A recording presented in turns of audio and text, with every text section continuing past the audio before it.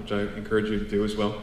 And there's a guy there named Dusty, working behind the counter. He's hooked me up a million times over the years with different, bringing cymbals back that weren't exactly under warranty, but we figured it out, helping me pick cool stuff, turning me on to new things. I had this actually in,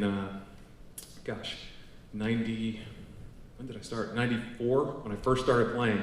I went to, that's when I first met Dusty, and found a Mapex snare drum in a case. First time I'd ever heard of Mapex, but I knew that was a snare sound that I wanted, and got it from him. And so he and I kept up over the years. After he started working for me, he ended up living at my house for 3 years. So he and I are good buddies, and I hope he doesn't mind me telling the story. But I go into the store about 2 days before we leave, and I say, hey man, we got Ozfest. And he'd been talking to me about tours off and on for a long time. He loved the idea of traveling around on a tour bus, being a tech, or he's a drummer as well, being out there playing, but getting to the point where we were on a bus. And this was one of our first bus tours. We've done many in the van, shared buses, but this was going to be our first time on a bus by ourselves. And Dusty was so excited. He's like, man, it's awesome. You got to tell me how it is. I was like, well, in fact, we're spending everything that we're making on the bus to get from show to show, but we could give you $10 a day if you'll be our tech, because we don't have any techs. And we've got 5 minutes to get on stage and 5 minutes to get off stage. And he quit. He quit his job right there and then, came with us for 9 weeks, lived on the bus with us. And he was great. He was our drum tech, guitar tech, monitor tech, front of house tech, beer tech, everything tech. But because he and I were buddies, for the most part, you would have called him our drum tech. But Dusty wasn't like the other techs.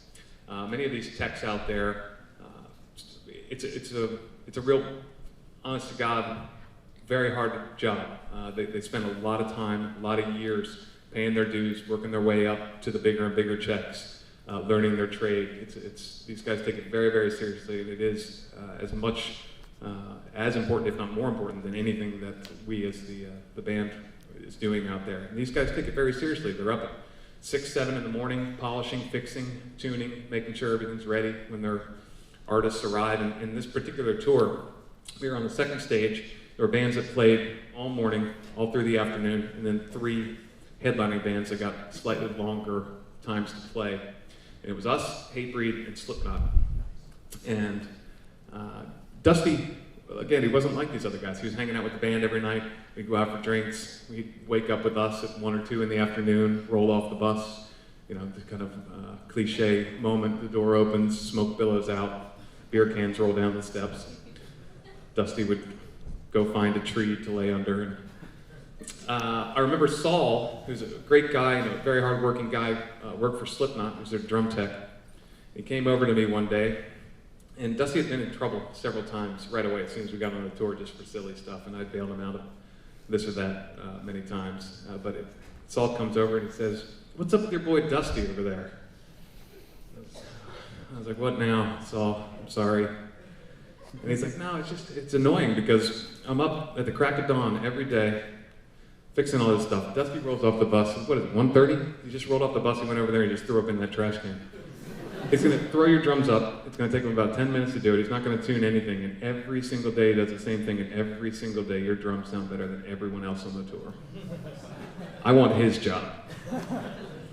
What can I do? Mapex. So, hopefully Dusty doesn't mind. The cymbals that I have, another inspirational story, Meinl cymbals. As you can see, I have quite a lot of stuff, little accents, little flavors here and there. And Meinl was great. When 2003, they called me up and said, "Hey, have you heard of us?" I said, "No."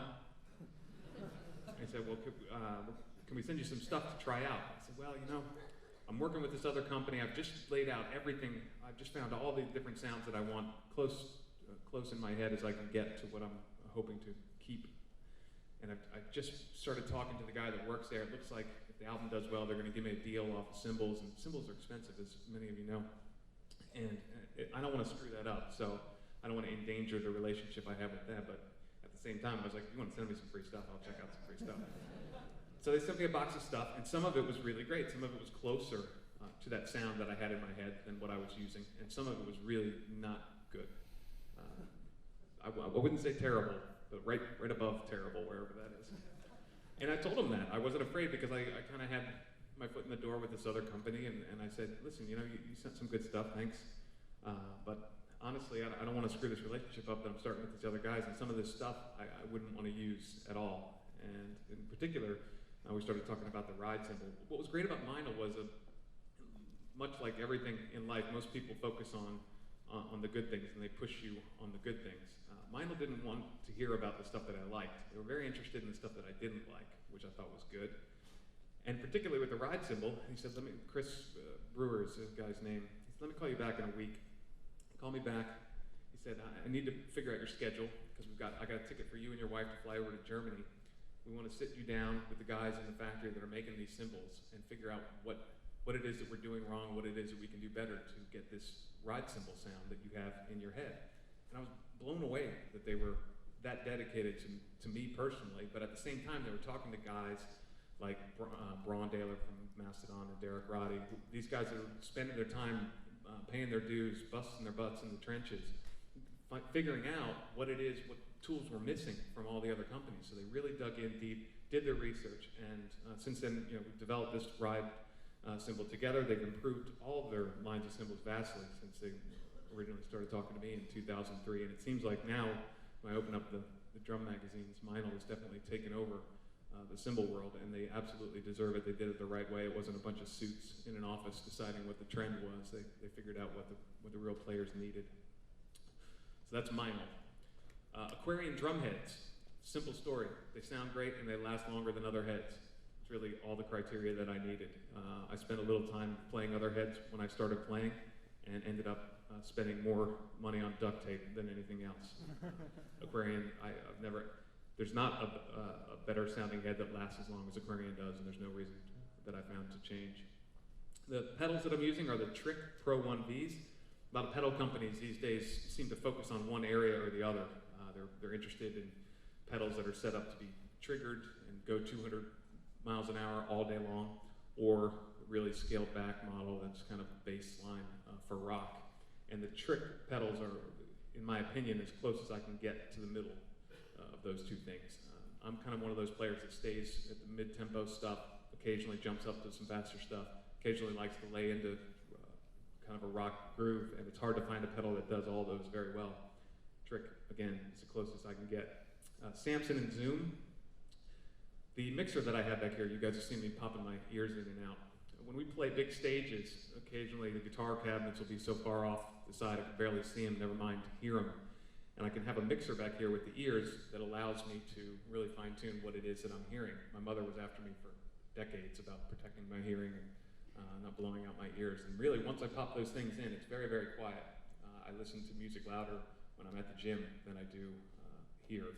I try to isolate myself to the point where it sounds like a small bathroom. That's kind of my goal, because I feel like I'll be less intimidated if every place sounds like a small bathroom. So when you see us, the videos of us playing, Download Festival to 110,000 people, in my head it sounds like I'm in my grandmother's bathroom. And that's the gear. That's what I'm using. I'm going to stick by it. This is, other than the kit, the Saturn kit, this is what I used to write and record the album Wrath.